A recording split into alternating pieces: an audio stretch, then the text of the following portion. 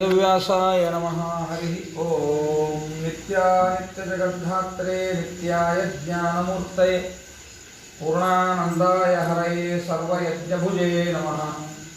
यस्मात् ब्रह्मेन्द्ररुद्रादि देवतानां श्रियोऽपि च ज्ञानस्फूर्तिः सदा तस्मै हरये गुरवे नमः। ओम श्री प्राणपतिमानम्य पूर्णबोधादिदेशिकान् ईशावास्योपनिषदः करिष्याम्यर्थसङ्ग्रहम्। ईशावास्यमिदं सर्वं यत्किञ्च जगत्यां जगत् तेन त्यक्तेन भुञ्जीताः माद्गतः कस्य स्विद्धनम्। 15ನೇ ಮಂತ್ರ ನೋಡಿ ಆಗಿತ್ತು. ಇವತ್ತು 16ನೇ ಮಂತ್ರವನ್ನು ಪ್ರಾರಂಭ ಮಾಡ್ತಾ ಇದ್ದಾರೆ. 16ನೇ ಮಂತ್ರ. ಪೂಷನ್ ಏಕರ್ಷೆ ಯಮಸೂರ್ಯ ಪ್ರಾಜಾಪತ್ಯವ್ಯೂಹರಶ್ಮೀನ್ ಸಮೂಹ ತೇಜೋ ಯತ್ತೆ ರೂಪಂ ಕಲ್ಯಾಣತಮಂ ತತ್ತೆ ಪಶ್ಯಾಮಿ. ಈ ಮಂತ್ರದ ಪದಚ್ಛೇದದ ಅರ್ಥ, ಪದಚ್ಛೇದದೊಂದಿಗೆ ಅರ್ಥ ಏನು ಅಂತ ನೋಡೋಣ ಅಂತ. ಪೂಷನ್ ಭಕ್ತರನ್ನು ಉದ್ಧಾರ ಮಾಡ್ತಾನೆ, ಭಕ್ತರನ್ನು ಪೋಷಣೆ ಮಾಡ್ತಾನೆ, ಆದ್ದರಿಂದ ಭಗವಂತ ಪೂಷನ್ ಅಂತ. ಭಕ್ತರನ್ನು ಪೋಷಣೆ ಮಾಡ್ತಾನೆ, ಆದ್ದರಿಂದ ಭಗವಂತ ಪೂಷನ್ ಅಂತ. ಆಮೇಲೆ ಏಕರ್ಷೆ ಅಂದ್ರೆ 2-3 ಅರ್ಥಗಳು. ಏಕರ್ಷೆ ಅನ್ನೋದಕ್ಕೆ ಯಾರು ಮುಂದೆ ಹೇಳ್ತಾರೆ, ಆಚಾರ್ಯರು ಹೇಳ್ತಾರೆ. ಏಕರ್ಷೆ ಅಂದ್ರೆ ಎಲ್ಲ ವಿಷಯಕವಾಗಿರ್ತಕ್ಕಂತಹ ಉತ್ತಮವಾದ ಜ್ಞಾನವುಳ್ಳವನು ಅಂತ ಅರ್ಥ. ಎಲ್ಲ ವಿಷಯಕವಾದ ಪರಿಪೂರ್ಣವಾದ ಉತ್ತಮವಾದ ಜ್ಞಾನವುಳ್ಳವನು ಭಗವಂತ ಏಕರ್ಷೆ ಅಂತ ಒಂದು. ಇನ್ನೊಂದು ಅರ್ಥ ಏಕರ್ಷಿ ಅಂತ ಋಷಿಗಳಿದ್ದಾರೆ. ಹೆಂಗೆ ವಶಿಷ್ಠ ವಿಶ್ವಾಮಿತ್ರ ಅಂತ ಹೆಂಗೆ ಋಷಿಗಳಿದ್ದಾರೋ ಅದೇ ರೀತಿಯಾಗಿ ಏಕರ್ಷಿ ಅಂತ ಋಷಿಗಳಿದ್ದಾರೆ. ಆ ಋಷಿಗಳಲ್ಲಿ ಅಂತರ್ಯಾಮಿಯಾಗಿದ್ದು ಏಕರ್ಷಿ ಅಂತ ನಾಮಕನಾದ ಭಗವಂತನೇ ಅಂತ ಅರ್ಥ. ಅರ್ಥ ಆಯ್ತಾ? ಏಕರ್ಷಿ ಶಬ್ದವಾಚ್ಯನಾಗಿರ್ತಕ್ಕಂತಹ ಏಕರ್ಷಿ ಎಂಬತಕ್ಕಂತಹ ಋಷಿಗಳಲ್ಲಿ ಇರ್ತಕ್ಕಂತಹ ಭಗವಂತನೇ ಅಂತ. ಇನ್ನು ಯಮ ಅಂದ್ರೆ ಯಮನ ನಿಯಾಮಕನಾಗಿ ಯಮಶಬ್ದವಾಚ್ಯನಾಗಿ ಯಮದೇವರಲ್ಲಿ ಇರ್ತಕ್ಕಂಥವನೇ ಅಂತ ಅರ್ಥ. ಸೂರ್ಯ ಅಂದ್ರೆ ಸೂರ್ಯ ಶಬ್ದವಾಚ್ಯನಾಗಿ ಸೂರ್ಯನೊಳಗಿರುವವನೇ ಅಂತಲೂ ಮಾಡಬಹುದು. ಆದರೆ ಜ್ಞಾನಿಗಳು ಇದಕ್ಕೆ ಅರ್ಥವನ್ನು ಬರೆಯುವಾಗ ಸೂರ್ಯನಲ್ಲಿ ಇರುವವನೇ ಅನ್ನೋದಕ್ಕಿಂತ ಜ್ಞಾನಿಗಳಿಂದ ಪ್ರಾಪ್ಯನಾದ್ದರಿಂದ ಸೂರ್ಯ ಅಂತ ಕರೆಯಿಸಿಕೊಂಡವನೇ ಅಂತ. ಸೂರ್ಯ ಅನ್ನೋ ಶಬ್ದಕ್ಕೆ ಅರ್ಥ ಏನು? ಈ ಮಂತ್ರ ಕೇಳುವಾಗ ಅರ್ಥ ಏನು? ಸೂರ್ಯ ಅಂದ್ರೆ ಜ್ಞಾನಿಗಳಿಂದ ಪ್ರಾಪ್ಯನಾದದ್ದರಿಂದಾಗಿ ಭಗವಂತನನ್ನ ಏನಂತ ಕರೀತಾರೆ? ಸೂರಿ ಅಂದ್ರೆ ಜ್ಞಾನಿಗಳು. ಸೂರಿ ಅಂದ್ರೇನು? ಜ್ಞಾನಿಗಳು. ಆ ಸೂರಿಗಳಿಂದ ಜ್ಞಾನಿಗಳಿಂದ ಪ್ರಾಪ್ಯನಾಗಿದ್ದಾನೆ, ಆದ್ದರಿಂದ ಭಗವಂತನನ್ನ ಏನಂತ ಕರೀತಾರೆ? ಸೂರ್ಯ ಅಂತ ಕರೀತಾರೆ. ಪ್ರಾಜಾಪತ್ಯ. ಪ್ರಾಜಾಪತ್ಯ ಅಂದ್ರೆ ಚತುರ್ಮುಖ ಬ್ರಹ್ಮದೇವರಿಂದ ಪ್ರಾಪ್ಯನಾದ್ದರಿಂದ ಪ್ರಾಜಾಪತ್ಯ ಅಂತ. ಪ್ರಜಾಪತಿ ಅಂದ್ರೆ ಬ್ರಹ್ಮದೇವರು. ಆ ಬ್ರಹ್ಮದೇವರಿಂದ ಪ್ರಾಪ್ಯನಾಗಿದ್ದಾನೆ ಭಗವಂತ, ಆದ್ದರಿಂದ ಪ್ರಾಜಾಪತ್ಯ ಅನ್ನೋ ಶಬ್ದದಿಂದ ಕರೀತಾರೆ ಭಗವಂತನನ್ನ. ರಶ್ಮಿನ್ ಅಂದ್ರೆ ಕಿರಣಗಳು ಅಂತ ಅರ್ಥ. ರಶ್ಮಿ ಅಂದ್ರೆ ಇಲ್ಲ ಅರ್ಥೇನು ಅಂದ್ರೆ ನನ್ನ ಸ್ವರೂಪ ಜ್ಞಾನಗಳನ್ನು ವ್ಯೂಹ ವಿಸ್ತರಿಸು ಅಂತ ಅರ್ಥ. ತೇಜ ಅಷ್ಟೇ ಅಲ್ಲ, ಬಾಹ್യമನೋವಿಕಾರಕವಾಗಿರ್ತಕ್ಕಂತಹ ಜ್ಞಾನವನ್ನು ಸಮೂಹ ವಿಸ್ತಾರ ಮಾಡು. ಮತ್ತೇನು ಮಾಡು ಭಗವಂತ? ಯತ್ ಯಾವ ಕಲ್ಯಾಣತಮಂ ಅತ್ಯಂತ ಮಂಗಲಕರವಾಗಿರ್ತಕ್ಕಂತಹ ತೇ ನಿನ್ನ ರೂಪಂ ಯಾವ ರೂಪ ಇದೆಯೋ ತತ್ ಅದನ್ನ ತೇ ಆ ನಿನ್ನ ಪ್ರಸಾದದಿಂದ ಅಹಂ ನಾನು ಪಶ್ಯಾಮಿ ನೋಡುತ್ತೇನೆ. 100% ಈ ಉಪನಿಷತ್ತಿನ ಮಂತ್ರ ಆಚಾರ್ಯರ ಸಿದ್ಧಾಂತವನ್ನು ಎತ್ತಿ ತೋರಿಸ್ಲಿಕ್ಕೆ ತಾತ್ಪರ್ಯ. ಈ ಉಪನಿಷತ್ತು ಏನು ಹೇಳಿಕತ್ತದೋ ಇದೇ ವಿಚಾರಗಳನ್ನೇ ಆಚಾರ್ಯರು ತಮ್ಮ ಸರ್ವಮೂಲ ಗ್ರಂಥಗಳಲ್ಲಿ ಹೇಳ್ಯಾರ. ಅಂದ್ರೆ ಶುದ್ಧಂ ಪ್ರಮಾಣಂ ಸಮೇ ಅಂತ ಟೀಕಾಕೃತ್ಪಾದರು ಹೇಳಿದ್ದಕ್ಕೆ ದ್ಯೋತಕ ಇದು. ಬಹಳ ಸುಂದರ, ಸರಳ, ಸುಂದರ ಮಾತು. ಉಳಿದೆಲ್ಲ ಆ ರೀತಿಯಾಗ ಅರ್ಥವನ್ನು ತಿಳ್ಕೊಳ್ಳಿಕ್ಕೆ ಬ್ರಹ್ಮಾಂಡಾದಿ ಪುರಾಣಗಳ ವಚನವನ್ನು ಆಚಾರ್ಯರು ಕೋಟ ಮಾಡ್ತಾರೆ, ವಿಷಯ ಬೇರೆ. ಮೇಲ್ನೋಟಕ್ಕೇನೆ ಅರ್ಥವನ್ನು ನೋಡ್ತಾ ಹೋದಾಗ ಪರಮಾತ್ಮನ ರೂಪ ಅಂದ್ರೆ ನಿರ್ಗುಣ ರೂಪ ಅಲ್ಲ, ನಿರಾಕಾರ ರೂಪ ಅಲ್ಲ. ಎಷ್ಟು ಚಂದ ಅದ ಅಂದ್ರೆ ಸಮೂಹ ತೇಜೋ ಯತ್ತೇ ರೂಪಂ ಕಲ್ಯಾಣತಮಂ. ಪರಮಾತ್ಮನ ರೂಪ ಎಂಥದ್ದದು? ಪರಮ ಕಲ್ಯಾಣತಮವಾಗಿರ್ತಕ್ಕಂತಹದ್ದು. ಅಂತಹ ರೂಪ ನಿಂದು ಅಂತಾರೆ. ನಮ್ಮ ಸುಮಧ್ವಿಜಯ ಪ್ರಾರಂಭ ಆಗೋದೇ ಕಾಂತಾಯ ಕಲ್ಯಾಣ ಗುಣೈಕ ಧಾಮನೆ ಕಲ್ಯಾಣತಮಂ. ಭಗವಂತನನ್ನ ಕಲ್ಯಾಣ ರೂಪ ಅಂತ ಚಿಂತನೆ ಮಾಡಿದರೆ ನಮಗೆ ಕಲ್ಯಾಣವನ್ನು ಉಂಟು ಮಾಡ್ತಾನೆ ಭಗವಂತ. ಅರ್ಥ ಆಯ್ತಾ? ಅಂದರೆ ಆಚಾರ್ಯರ ಕಲ್ಯಾಣ ರೂಪದ ಕಾನ್ಸೆಪ್ಟು ವೇದೋಕ್ತ ಕಾನ್ಸೆಪ್ಟು ಅನ್ನೋದು ಅರ್ಥ ಆಗ್ತದೆ. ಅಂದರೆ ಭಗವಂತನನ್ನು ನಾವು ಆಕಾರ ಇಲ್ಲದವನು ಅಥವಾ ಗುಣಗಳಿಲ್ಲದವನು. ಗುಣ ಇದ್ರೆ ಕಲ್ಯಾಣ ಅಲ್ಲ, ಗುಣನೇ ಇಲ್ಲಂದ್ರೆ ಕಲ್ಯಾಣ ಹೆಂಗಾಗಬೇಕು ಅವು? ಆದ್ದರಿಂದಾಗಿ ಭಗವಂತ ಗುಣ ಇಲ್ಲದವನು ಅಂತ ಹೇಳುವ ಸಿದ್ಧಾಂತ ಅಲ್ಲ. ಹಾಗಾದರೆ ವೈದಿಕ ಸಿದ್ಧಾಂತ ಯಾವುದು ಅಂದರೆ ಭಗವಂತ ಗುಣಪೂರ್ಣ ಅಂತ ಹೇಳೋದು ವೈದಿಕ ಸಿದ್ಧಾಂತ ಅನ್ನೋದು ಈ ವೇದ ಮಂತ್ರದಿಂದ ನಮಗೆ ಅರ್ಥ ಆಗಲಿಕ್ಕೆ. ಈಗ ರಾಯರದು ಖಂಡಾರ್ಥವನ್ನು ನೋಡೋಣ. ಭಾಳ ಸುಂದರವಾಗಿ ಅವರು ಏನು ಮಾಡ್ತಾರೆ ಅಂದರೆ ಪದಗಳ ಅರ್ಥ ಸರಳ ತಿಳಿಯೋ ಹಂಗೆ ಹೇಳ್ಕೊತಾ ಹೋಗ್ತಾರೆ. ಹೇ ಪೂಷನ್, ಪೂರ್ಣ. ಪೂಷನ್ ಅಂದರೆ ಪೂರ್ಣ ಅಂತ ಅರ್ಥ. ಏಕರ್ಷೆ ಸರ್ವ ವಿಷಯಕತ್ವಾದಿನ ಪ್ರಧಾನ ಜ್ಞಾನವತ್ವ ಹೇತುನ ಏಕರ್ಷೆ ಶಬ್ದ ವಾಚ್ಯ. ಅಂದರೆ ಎಂತರ್ಥ? ಎಲ್ಲ ವಿಷಯಗಳನ್ನು ಕೂಡ ಪ್ರಧಾನವಾಗಿ, ಸ್ಪಷ್ಟವಾಗಿ, ಉತ್ತಮವಾಗಿ ತಿಳಿದಿದ್ದಾನೆ ಅನ್ನುವ ಕಾರಣದಿಂದ ಭಗವಂತನನ್ನು ಏನಂತ ಕರೀತಾರೆ? ಏಕರ್ಷಿ ಅಂತ ಕರೀತಾರೆ ಅಂತ ಒಂದರ್ಥ. ಅಥವಾ ಏಕರ್ಷಾಖ್ಯ ಮುನಿಸ್ಥ.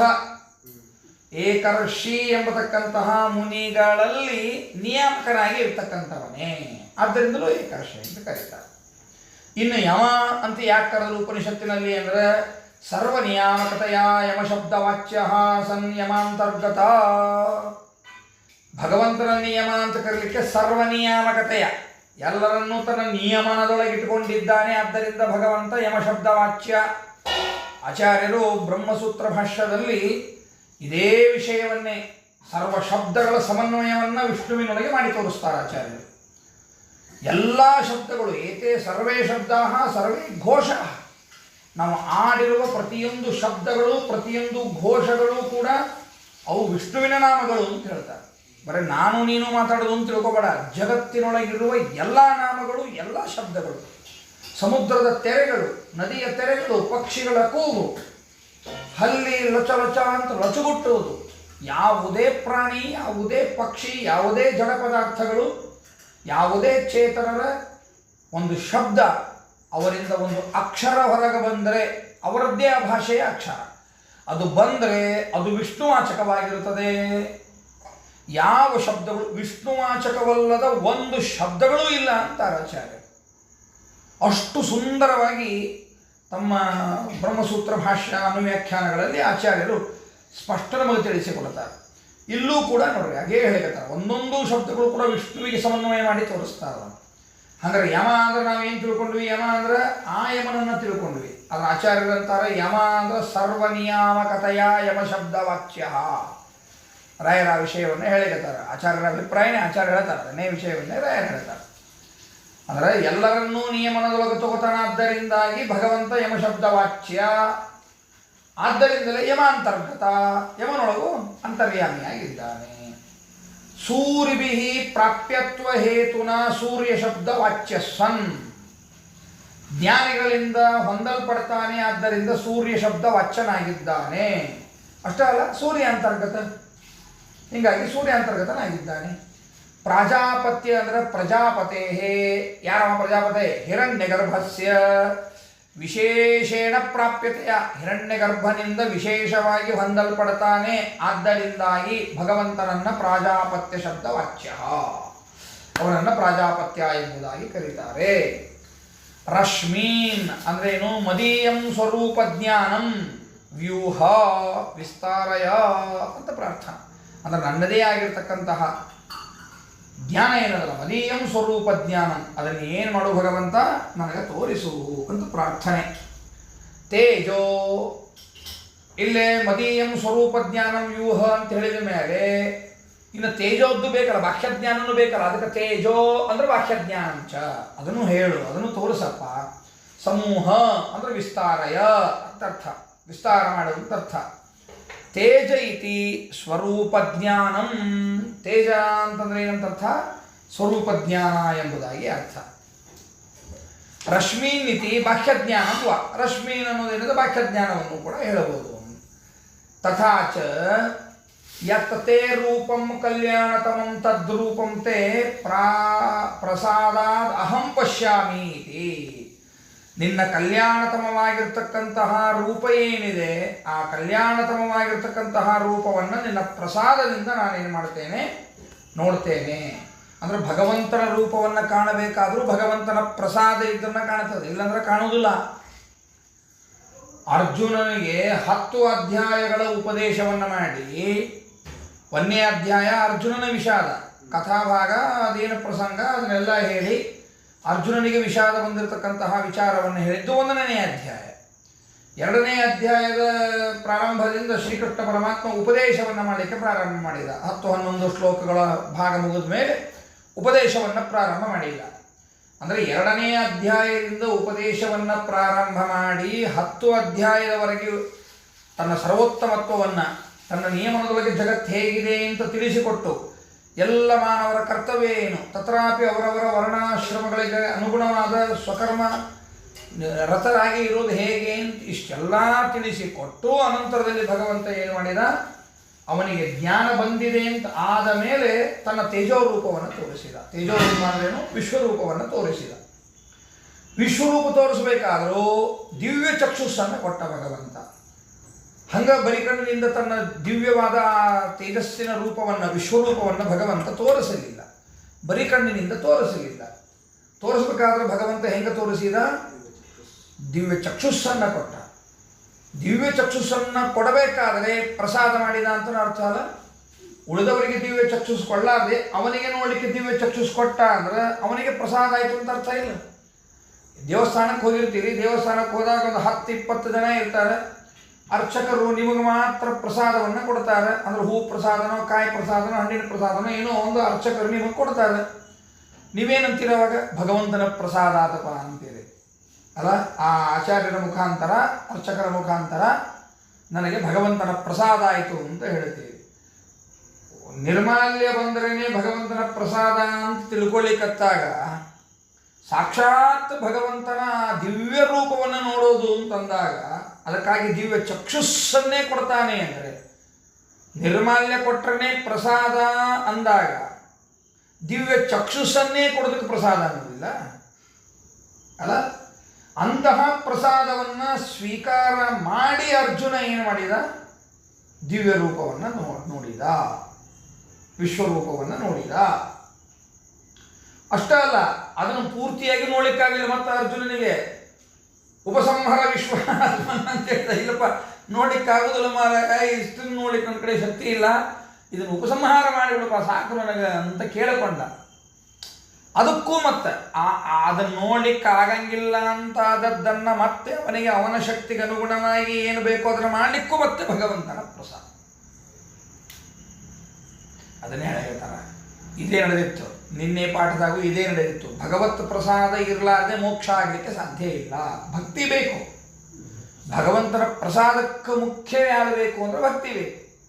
ಭಕ್ತಿ ಇದ್ದರೆ ಭಗವಂತ ಒಲಿತಾನೆ, ಇಲ್ಲದೆ ಹೋದರೆ ಒಲಿಯುವುದಿಲ್ಲ.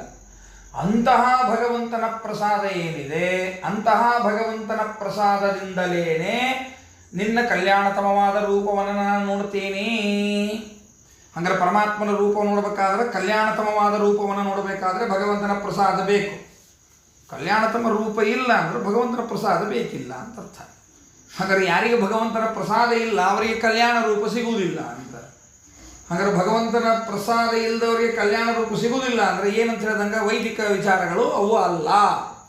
ಭಗವಂತನ ರೂಪಗಳು ಕಲ್ಯಾಣ ರೂಪಗಳು ಅಂತ ಯಾರು ಚಿಂತನೆ ಮಾಡ್ತಾರೆ ಅವರಿಗೆ ಮಾತ್ರ ಭಗವಂತ ಒಲಿತಾನ, ಭಗವಂತನ ಪ್ರಸಾದ ಆಗ್ತದೆ. ಅರ್ಥ ಆಯ್ತಲ್ಲ? ಅಂದರೆ ಉಳಿದ ವಿಚಾರಗಳ ಏನವನೋ ಅವುಗಳೆಲ್ಲ ದುಷ್ಟ ವಿಚಾರಗಳ ನಿರಾಕರಣೆಯನ್ನು ಮಾಡಿ ಆಚಾರ್ಯರ ಸತ್ಸಿದ್ಧಾಂತದ ವಿಚಾರವನ್ನೇ ಈ ಉಪನಿಷತ್ತು ಹೇಳ್ತಾ ಇದ್ದದ್ದು, ಅಥವಾ ಈ ಉಪನಿಷತ್ತಿನ ಈ ಸತ್ಸಿದ್ಧಾಂತವನ್ನೇ ಆಚಾರ್ಯರು ಮಂಡನೆ ಮಾಡಿದ್ದು ಅಂತ ಅರ್ಥ ಆಯ್ತಲ್ಲ. ಒಂದಾರ್ಥವಾಗಿ ಎರಡು ಹೇಳಬಹುದು ಇದನ್ನು. ವೇದೋಕ್ತ ಧರ್ಮಗಳನ್ನೇ ಆಚಾರ್ಯರು ಹೇಳಿದ್ದು ಅಂತ ಅನ್ನೋದು ಸರಿ ಸಾಮಾನ್ಯವಾಗಿ. ಇನ್ನು ಡೆಪ್ತ್ ಹೋದ್ರಿ ಅಂದರೆ ವಾಯುದೇವರ ವಿಚಾರಗಳನ್ನೇ ಇವು ಹೇಳಿದ್ದು, ವೇದಗಳು ಹೇಳಿದ್ದು. ವಾಯುದೇವರ ವಿಚಾರಗಳಲ್ಲದೆ ಇದ್ದದ್ದನ್ನು ವೇದಗಳಿಗೆ ಹೇಳಲಿಕ್ಕೆ ಸಾಧ್ಯನೇ ಇಲ್ಲ. ಅದು ಪ್ರಾತಸಂಕಲ್ಪದ ರಾಯರದಲ್ಲಿ ಸೂಚನೆಯನ್ನು ಕೊಡ್ತಾರಿಲ್ಲ. ವೇದೋಕ್ತ ತದನುಕ್ತ ಅಂದರೆ ಇವೆಲ್ಲ ಅಂದರೆ ಎಷ್ಟು ಚಂದದ ಅಂತ ಹೇಳ್ಕೊಂಡು ಹೋಗ್ತಾರೆ. ಅಂದರೆ ವಾಯುದೇವರಿಗೆ ಎಷ್ಟು ತಿಳುವಳಿಕೆ ಅಂದರೆ ವೇದಗಳು ಏನು ಭಗವಂತನನ್ನು ತಿಳಿದಿದ್ದಾವೋ ಅದಕ್ಕಿಂತಲೂ ಅನಂತ ಪಟ್ಟು ಹೆಚ್ಚು ತಿಳಿದಾರ ವಾಯುದೇವರು ಭಗವಂತನ ತಿಳುವಳಿಕೆಯನ್ನು. ಅಷ್ಟು ವೇದಗಳು ವಾಯುದೇವರು ಎಷ್ಟು ತಿಳ್ಕೊಂಡಾರಷ್ಟು ವೇದಗಳು ಕೂಡ ತಿಳ್ಕೊಳ್ಳಿಕ್ಕೆ ಸಾಧ್ಯ ಇಲ್ಲ. ಒಂದು. ಎರಡನೇದಾಗಿ ವಾಯುದೇವರಿಗೆ ವೇದಗಳ ಉಪಕಾರವೇ ಬೇಕಿಲ್ಲ. ಅಂದರೆ ವೇದಗಳನ್ನು ಓದಿನೇ ವಾಯುದೇವರು ತಿಳ್ಕೋಬೇಕು ಅಂತ ಏನಿಲ್ಲ. ಅದು ಮುಂದೆ ಬರ್ತದೆ, ಇಲ್ಲ ಹೇಳ್ತೇನೆ ಅವಾಗ. ಅಂದರೆ ವಾಯುದೇವರನ್ನು ತ್ಯಕ್ತ ವೈದಿಕರು ಅಂತ ಕರೀತಾರೆ. ವೇದಗಳು ವಾಯುದೇವರನ್ನು ಕೊಂಡಾಡಬೇಕಾದ್ರೆ ತ್ಯಕ್ತ ವೈದಿಕರು ಅಂತ. ತ್ಯಕ್ತ ವೈದಿಕರು ಅಂದ್ರೆ ಏನು ಅಂತ ಅರ್ಥ ಅಂದ್ರೆ ವೇದ ಬಿಟ್ಟವರು ಅಂತ ಅರ್ಥ ಅಲ್ಲ, ವೇದಗಳ ಸಹಾಯ ಬೇಡದವರು ಅಂತ ಅರ್ಥ. ನಮಗೆಲ್ಲ ವೇದಗಳ ಸಹಾಯ ಬೇಕು. ವೇದ ಇದ್ರೇ ಭಗವಂತನನ್ನು ತಿಳಿಯಲಿಕ್ಕೆ ಸಾಧ್ಯ ಇಲ್ಲ ನಾವು, ಅಂತಹ ಕೆಳಮಟ್ಟದವರು ನಾವು. ಇನ್ನು ಜ್ಞಾನಿಗಳಿಗೆ ವೇದ ಬೇಕು, ಅದರ ವಾಯುದೇವರಿಗೆ ವೇದಗಳು ಎಷ್ಟು ತಿಳ್ಕೊಂಡಾವ ಅದಕ್ಕಿಂತ ಹೆಚ್ಚು ಭಗವಂತನನ್ನು ತಿಳಿದ ಮಹನೀಯರು ವಾಯುದೇವರು ಅಂತ ತಿಳಿಸಿಕೊಡ್ತಾರೆ. ಅಂತಹ ವಾಯುದೇವರು ಅಂದರೆ ವೇದಗಳು ಏನು ತಿಳಿದಾವೋ ಅದಕ್ಕಿಂತ ಹೆಚ್ಚು ವಾಯುದೇವರು ತಿಳಿದಾಗ ಹಂಗಾರೆ ವಾಯುದೇವರು ಏನು ಹೇಳ್ತಾರೋ ಅದನ್ನೇ ವೇದಗಳು ಹೇಳ್ತಾವ ಅಂತ ಅರ್ಥ. ಅದಕ್ಕೆ ಎರಡು ರೀತಿ ಹೇಳಿದೆ. ಆಮೇಲೆ ಆಮೇಲೆ ಆಮೇಲೆ ಆಮೇಲೆ ಪಾಠ ಮುಗಿದ ಮೇಲೆ ಸರಿ. ಆದ್ದರಿಂದಾಗಿ ಹೀಗಾಗಿ ಏನಂತಾಯ್ತು ಈಗ, ಯತ್ತತೆ ರೂಪಂ ಕಲ್ಯಾಣತಮಂ ತದ್ರೂಪಂ ತೇ ಪ್ರಸಾದಾತ್ ಅಹಂ ಪಶ್ಯಾಮಿ.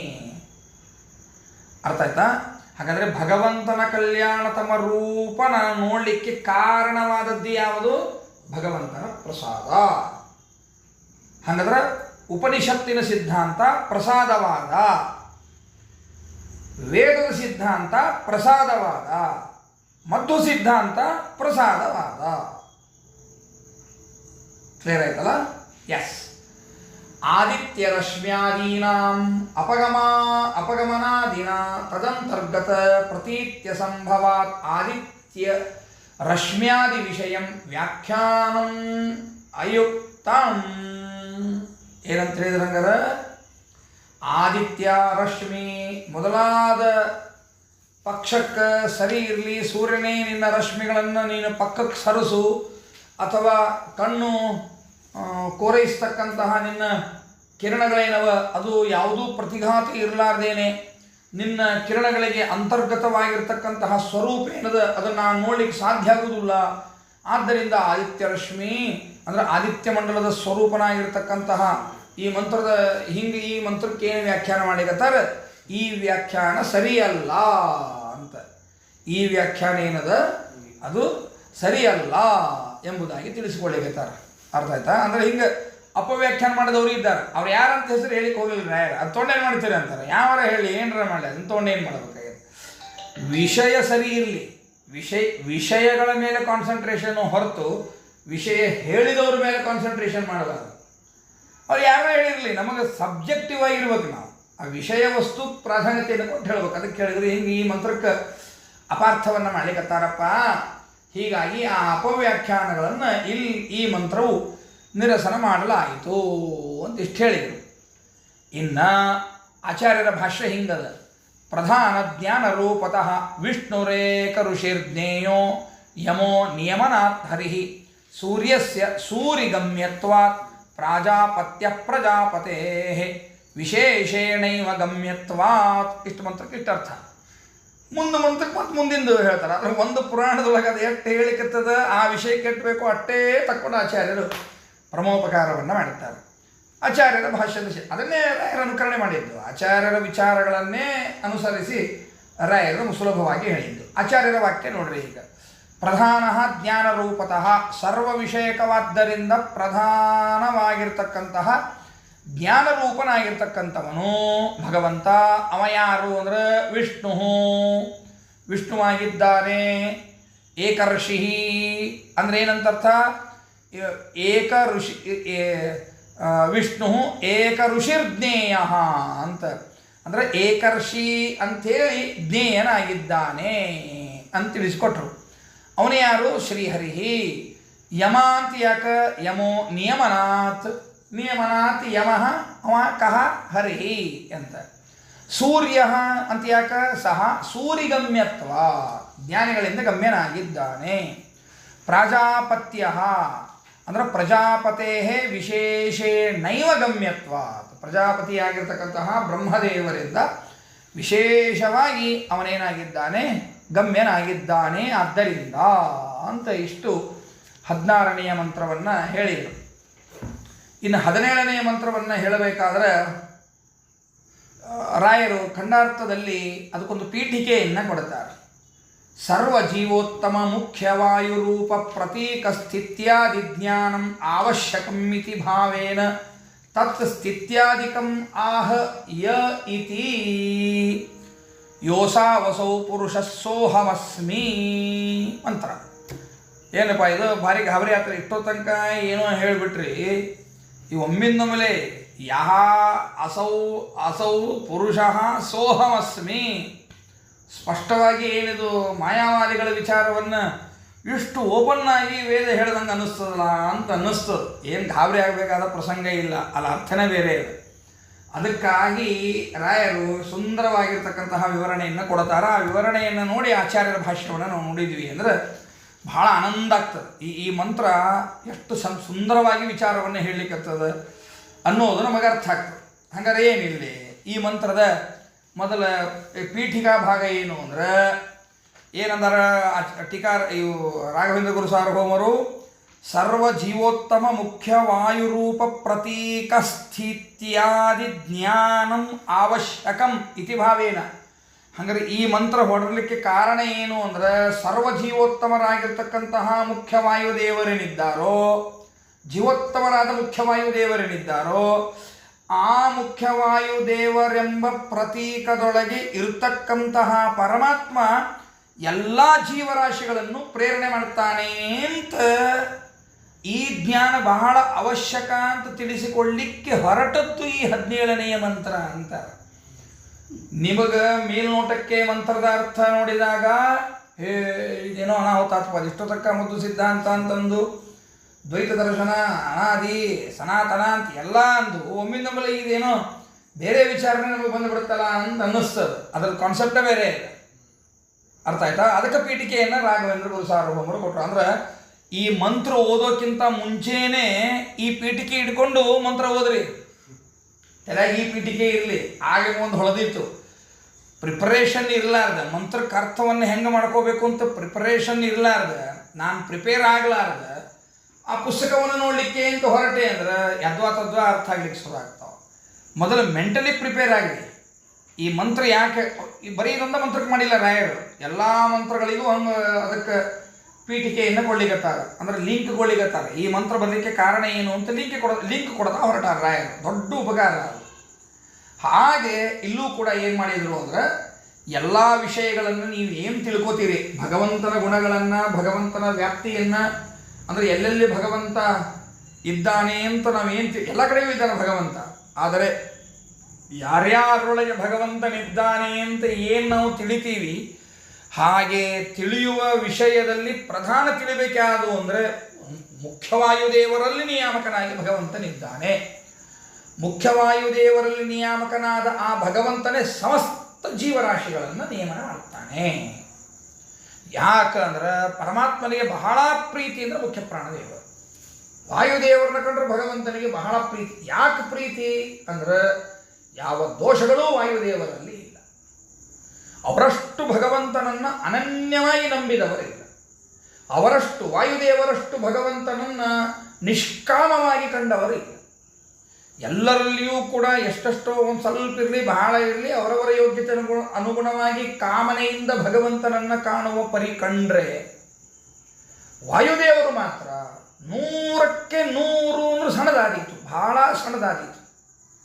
100ಕ್ಕೆ 100 ಅಂದರೆ ಇನ್ನೂ ಎಷ್ಟೋ ಕೆಳಮಟ್ಟಕ್ಕೆ ಹೇಳಿದಂಗಾಯಿತು ವಾಯುದೇವರಿಗೆ. ಅಷ್ಟು ನಿಷ್ಕಾಮವಾಗಿ ಭಗವಂತನನ್ನು ಕಾಣ್ತಾರೆ ವಾಯುದೇವರು. ಲವಲೇಶ ಸಂಸಾರದ ವಿಷಯದ ಬಗ್ಗೆ ದೇವರನ್ನು ಚಿಂತನೆ ಮಾಡಬೇಕಾದ್ರೆ ವಾಯುದೇವರಿಗೆ ಇರುವುದಿಲ್ಲ. ಸ್ವಚ್ಛ ಹೃದಯ ಅಂದರೆ ಶಬ್ದ ಬಹಳ ಸಣ್ಣದು. ಸ್ವಚ್ಛ ಹೃದಯ ಅನ್ನುವಂತಹ ಶಬ್ದ ಬಹಳ ಸಣ್ಣದಾದೀತು. ಅಷ್ಟು ಶುದ್ಧ ಹೃದಯ ಆಚಾರ್ಯರ ಹೃದಯ, ವಾಯುದೇವರ ಹೃದಯ. ಎಲ್ಲಿ ಶುದ್ಧತೆ ಇರ್ತದೋ ಅಲ್ಲಿ ಭಗವಂತ ಇರ್ತಾನೆ. ವಾಯುದೇವರಷ್ಟು ಶುದ್ಧ ದೇಹ, ವಾಯುದೇವರಷ್ಟು ಶುದ್ಧ ಮನಸ್ಸು, ವಾಯುದೇವರಷ್ಟು ಶುದ್ಧವಾದ ಜ್ಞಾನ ಬಿಟ್ಟರೆ ಬ್ರಹ್ಮದೇವರಿಗೆ ಬರಬೇಕು ವಿನಃ ಇನ್ಯಾರಿಗೂ ಬರಲಿಕ್ಕೆ ಸಾಧ್ಯ ಇಲ್ಲ. ಅಂತಹ ವಾಯುದೇವರಲ್ಲಿ ಭಗವಂತನ ಸನ್ನಿಧಾನ ಎಷ್ಟಿರ್ತದೋ ಅಷ್ಟಿನ್ಯಾರೊಳಗಿರಲಿಕ್ಕೆ ಸಾಧ್ಯ ಅದೇನು? ಅದಕ್ಕಾಗಿ ಇಷ್ಟು ಪರಿಶುದ್ಧತೆ ವಾಯುದೇವರಲ್ಲಿ ಇದೆ ಅನ್ನುವ ಕಾರಣಕ್ಕಾಗಿ ಭಗವಂತ ವಾಯುದೇವರಿಗೆ ಆ ಅನುಗ್ರಹವನ್ನು ಮಾಡಿದ್ದಾನೆ ಅಂತೂ ತಿಳಿಯೋ ವಿಷಯ ಬಹಳ ಪ್ರಧಾನ. ಉಳಿದೆಲ್ಲ ವಿಷಯಗಳು ಸೆಕೆಂಡ್ರಿ. ವಾಯುದೇವರಲ್ಲಿ ನಿಯಾಮಕನಾಗಿ ಭಗವಂತನಿದ್ದಾನೆ. ಜೀವೋತ್ತಮರಾದ ವಾಯುದೇವರು ಇವರಿಗೆ ನಿಯಾಮಕನಾಗಿ ಅವನು ಸರ್ವೋತ್ತಮನಾಗಿದ್ದಾನೆ ಅಂತ ತಿಳಿಯೋ ಕಾನ್ಸೆಪ್ಟ್ ಏನಿದೆ ಇದು ಬಹಳ ದೊಡ್ಡ ಕಾನ್ಸೆಪ್ಟು. ಅದಕ್ಕಾಗಿ ಇದು ಒಂದನ್ನೇ. ಉಳಿದೆಲ್ಲ ಮಂತ್ರಗಳಿಗೂ 2 ಪಾದಗಳು, 3 ಪಾದಗಳು, 4 ಪಾದಗಳಿದ್ದರೆ ಇದಿಷ್ಟೇ. ಯೋಸಾವಸೌ ಪುರುಷಃ ಸೋಹಮಸ್ಮೇ ಅಂತ ಅರ್ಥ ಆಯ್ತಾ? ಹಾಗಾದ್ರೆ ಏನು ಮಂತ್ರದ ಅರ್ಥ ಏನೀಗ? ಯಹ ಯಾವನು ಅಸೌ ಈ ಮುಖ್ಯ ಪ್ರಾಣಾದಿ ಅನೇಕ ದೇವತೆಗಳ ಅಂತರ್ಯಾಮಿಯಾದ ಪುರುಷಃ, ಪುರುಷಃ ಅಂದರೆ ಪೂರ್ಣ ಷಡ್ಗುಣ ಉಳ್ಳ ಪರಮಾತ್ಮನೇನಿದ್ದಾನೋ ಆ ಪರಮಾತ್ಮನೋ, ಸಹ ಅವನು ಅಹಂ ಅಸ್ಮಿ ನನ್ನ ಅಂತರ್ಯಾಮಿಯಾಗಿರುವನು ತಥ. ಅಹಂ ಅಸ್ಮಿ ಅಂದ್ರೆ ನಾನೇ ಅವನಾಗಿದ್ದೇನೆ ಅಲ್ಲ. ನಿನ್ನ ಅವಲಕ್ಷಣ ಹೇಳಿಕತ್ತಾರ, ಅವನ ಲಕ್ಷಣ ಹೇಳಿಕತ್ತಾರ. ಪ್ರಾರಂಭದ ಮಂತ್ರ, ಒಂದೇ ಮಂತ್ರ ಮರಿಬಾರದು. ಸ್ವಯಂಭುವ ಮನುಗಳು ರಾಕ್ಷಸರ ಹೊಡೆತಕ್ಕೆ ತತ್ತರಿಸಿ ಬದುಕಿದ್ರೆ ಸಾಕು ಮಾರಾಯ ಅಂಥೇಳಿ ಭಗವಂತನ ಪ್ರಸಾದ ಆಗಲಿ ಅಂತ ಭಗವಂತನ ಸ್ತೋತ್ರ ಮಾಡಲಿಕ್ಕಂತ ಉಪನಿಷತ್ತು ಇರುತ್ತೆ. ಅಂದ್ರೆ ಇಲ್ಲಿ ಸ್ವಯಂಭೂ ಮನುಗಳು ಒಂದು ಪಾರ್ಟ್, ಒಂದು ಕ್ಯಾರೆಕ್ಟರ್ ಮಾತ್ರ. ಅರ್ಥ ಆಯ್ತಾ? ಅದರಿಂದ ದ್ಯೋತಕವಾದ ಕಥೆ ಏನು ಅಂದ್ರೆ, ಪ್ರಮೇಯ ಏನು ಅಂದ್ರೆ, ತಿಳಿದು ಬರ್ತಕ್ಕಂಥ ನೀತಿ ಏನು ಅಂದ್ರೆ, ಸಂಸಾರದೊಳಗಿರ್ತಕ್ಕಂತಹ ಜೀವ ದುಃಖಿ, ಬದ್ಧ, ಅವರ ಸ್ವತಂತ್ರನಲ್ಲ, ಏನೂ ಮಾಡಲಿಕ್ಕೆ ಸಾಧ್ಯ ಇಲ್ಲ. ಹಾಗಾದರೆ ದೇವರಲ್ಲಿ ಇರುವ ಒಂದು ಗುಣಗಳು ಈ ಜೀವನಲ್ಲಿ ಕಾಣ್ತಾ ಇಲ್ಲ. ಹಾಗಂದ್ರೆ ತನ್ನ ದುಃಖ ದುಮ್ಮಾನಗಳನ್ನು ಕಳೆದುಕೊಳ್ಳಿಕ್ಕೆ ಅವ ಯಾರಿಗೆ ಸರೆಂಡರ್ ಆಗಬೇಕು? ಭಗವಂತನಿಗೆ ಸರೆಂಡರ್ ಆಗಬೇಕು ಅಂತ ಹೇಳಿನೇ ಶುರು ಮಾಡಿ ಈಶಾವಾಸ್ಯಮಿದಂ ಸರ್ವಂ ಅಂತ ಅದನ್ನು ಭಾಗವತದ್ದು ಓದಿ ಹೇಳಿದ್ದೆ. ಆತ್ಮಾವಾಸ್ಯಮಿದಂ ಸರ್ವಂ ಅಂತ ಪ್ರಾರಂಭ ಆಗಿದ್ದನ್ನು ಕಥೆನೂ ಭಾಗವತದ ಶ್ಲೋಕಗಳನ್ನು ಮೊದಲನೇ ಪಾಠದೊಳಗೆ ಹೇಳಿ ಆಗಿತ್ತು. ನೆನಪು ಮಾಡ್ಕೋಬೇಕೀಗ. ಅಂದ್ರೆ ಅಲ್ಲೇ ಏನು ಶುರು ಆಗ್ಯದ? ಜೀವ ಅವನ ಸ್ವರೂಪ ಏನು, ಪರಮಾತ್ಮ ಅವನ ಸ್ವರೂಪ ಏನು ಅಂದಾಗ ಇವನ ಲಕ್ಷಣ ಅವನ ಲಕ್ಷಣಗಳು ವಿಭಿನ್ನವಾಗಿಯೇ ಇರುವಾಗ ಮತ್ತು ಕೊನೆಗೆ ಸಹ ಅಹಮಸ್ಮಿ ನಾನೇ ಆಗಿದ್ದೇನೆ ಅಂದರೆ ಹೆಂಗೆ ಕೊಡ್ತದ ಅದು? ಅಲ್ಲ, ಹಂಗಾರೆ ಇದಕ್ಕೆ ಮಂತ್ರಕ್ಕೊಂದು ಬೇರೆ ಅರ್ಥ ಅದ ಅಂತಲೇ ಗೆಸ್ ಮಾಡ್ಬೇಕಲ್ಲ. ಕಾಮನ್ ಸಾಮಾನ್ಯ ಬುದ್ಧಿ ಇದ್ದವನೇ ಅಷ್ಟು ಅರ್ಥ ಮಾಡ್ತಾನೆ. ಪ್ರಾರಂಭ ಮಾಡಬೇಕಾದ್ರೆ ದುಃಖಿಯಾದವನು ಪ್ರಾರಂಭ ಮಾಡಾನ, ದುಃಖ ಕಳ್ಕೊಳ್ಳಿಕ್ಕಾಗಿ ಮಾಡ್ಲಿಕ್ಕತ್ತಾನ ಅಂದ್ರೆ ಆ ದುಃಖ ಕಳೆಯವ ಒಬ್ಬ ಬೇರೆ ಇದ್ದಾನ, ದುಃಖ ಹೊಂದಿದವ ಒಬ್ಬ ಬೇರೆ ಇದ್ದಾನ ಅಂದಾಗ ನಾನೇ ಅವನಾಗಿದ್ದೇನೆ. ಇವ್ಯಾಕೆ ಅವನ ಸ್ತೋತ್ರ ಮಾಡ್ಬೇಕು? ಅವಾಗ ಅಲ್ಲ, ಇವನೇ ಅವ ಆಗಿದ್ರೆ ಇವ ಅವನೇ. ಇಬ್ರು ಜೈಲ್ನಾಗಿದ್ದೀವಿ ನಾವೀಗ. ನೀ ಚಾವಿ ತೆಗಿಂತ ಹೊಡೆದಾಡ್ದಂಗೆ ಆಗ್ತಿದ್ದು. ಚಾವಿ ಬೇರೆದವನ ಕಡೆಗಲ್ಲ ಅಲ್ಲ. ಈಗ ದೇವರು ನಾನು ದೇವರಾದ ಮೇಲೆ ಯಾವ ಚಾವಿ ಯಾವ ತೆಗಿಬೇಕೀಗ? ಇಷ್ಟೆಲ್ಲ ಅವಲಕ್ಷಣಗಳು ನನ್ನ ಕಡೆಗೆ, ಇಷ್ಟೆಲ್ಲ ಲಕ್ಷಣಗಳು ನಿನ್ನ ಕಡೆಗೆ ಭಗವಂತ ಅಂದಾಗ ಉಳಿದೆಲ್ಲ ವೇದಾಂತಗಳನ್ನು ಒಂದು ಕಡೆ ಸಾಮಾನ್ಯ ಇಟ್ಟು ಬಿಡ್ರಿ, ದೇವರ ಪೆಟ್ಟಿಗೆ ಒಳಗೆ ಕಟ್ಟಿಡ್ರಿ. ವೇದಾಂತವನ್ನು ದೇವರ ಪೆಟ್ಟಿಗೆ ಒಳಗೆ ಕಟ್ಟಿಡ್ರಿ. ಸಾಮಾನ್ಯನಾಗಿ ಒಮ್ಮೆ ಯೋಚನೆ ಮಾಡ್ರಿ, ನಾನು ದೇವರಾಗ್ತೇನಾ? ಶಾಸ್ತ್ರಗಳನ್ನೆಲ್ಲ ಆಮೇಲೆ ಓದೋಣ ಅಂತ ದೇವ್ರ ಪೆಟ್ಟಿಗೆ ಇಡ್ರಿ ಅಂತ ಹೇಳಿದೆ. ಪೂಜಾ ಮಾಡೋ ಮುಂದೆ ದೇವ್ರ ಪೆಟ್ಟಿಗೆ ತೆಗಿತೀರಿ, ಅಧ್ಯಯನ ಮಾಡೋ ಮುಂದೆ ಶಾಸ್ತ್ರಗಳನ್ನು ತೆಗಿರಿ. ಅದನ್ನೆಲ್ಲ ಪಕ್ಕಕ್ಕಿಟ್ಟು ಒಂದ್ಸರಿ ಆತ್ಮಾವಲೋಕನಕ್ಕೆ ಕೊಡ್ರಿ. ನಾನು ದೇವರಾಗಲು ಸಾಧ್ಯವೇ? ಇಮ್ಮಿಡಿಯೇಟ್ ಕ್ವಶನ್, ನಾನು ದೇವರಾಗುವುದಾದರೆ ಮಾನವನೇಕಾದೆ?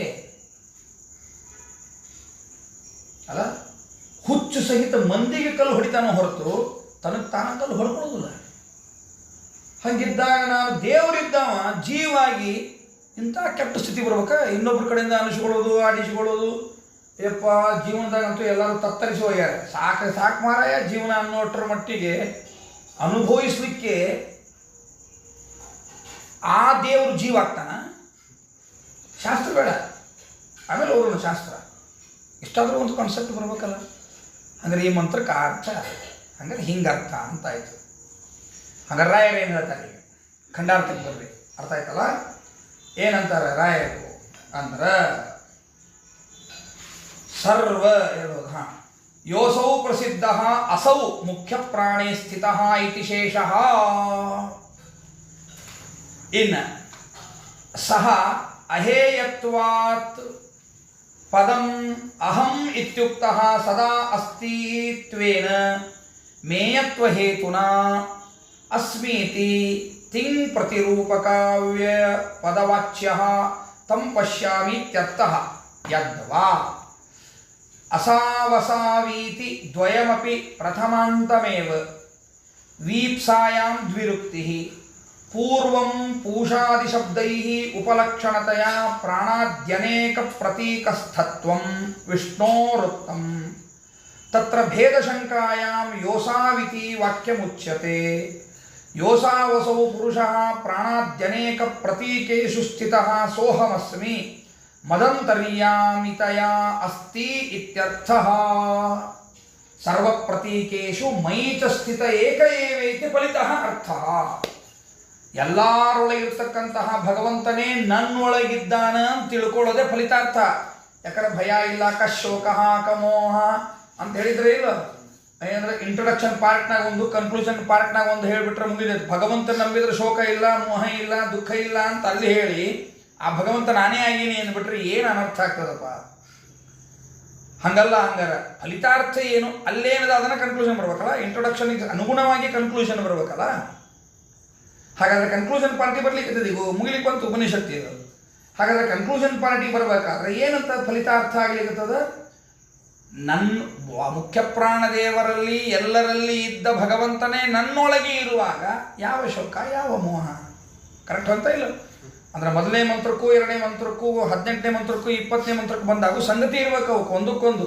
ಒಂದೇ ಮಂತ್ರ ಒಂದು ಹೇಳ್ತದ, 20ನೇ ಮಂತ್ರ ಮತ್ತೊಂದು ಹೇಳ್ತದ ಅಂತಂದ್ರೆ ಆ ರೀತಿ ವ್ಯಾಖ್ಯಾನ ಮಾಡಿರೋದಕ್ಕೆ ವ್ಯಾಖ್ಯಾನ ಅಂತಾರೆ. ನೀನು ಯಾರಾದರೂ ಹುಚ್ಚ ಅಂತ ಹೊರತು ವ್ಯಾಖ್ಯಾನ ಅನ್ನಂಗಿಲ್ಲ. ವ್ಯಾಖ್ಯಾನ ಅನ್ಬೇಕಾದ್ರೆ ಇಡೀ ಗ್ರಂಥದ ಸಬ್ಜೆಕ್ಟ್ ಮ್ಯಾಟರ್ ಒಂದೇ ರೀತಿ ಬರಬೇಕು. ಎಲ್ಲಿ ಪೂರ್ವಪಕ್ಷ ಅದು ಪೂರ್ವಪಕ್ಷ, ಇಲ್ಲಿ ಸಿದ್ಧಾಂತ ಅಲ್ಲಿ ಸಿದ್ಧಾಂತ, ಅಲ್ಲಿ ಏನು ಸಂಶಯ ಬರ್ತದೆ ಆ ಸಂಶಯ ನಿವಾರಣೆಗೆ ಪ್ರಮಾಣಗಳು. ಇಷ್ಟು ಬಂದರೆ ಅದು ಸರಿಯಾದ ಕ್ರಮ ಅಂತ ಕರೀತಾರೆ. ಇಲ್ಲ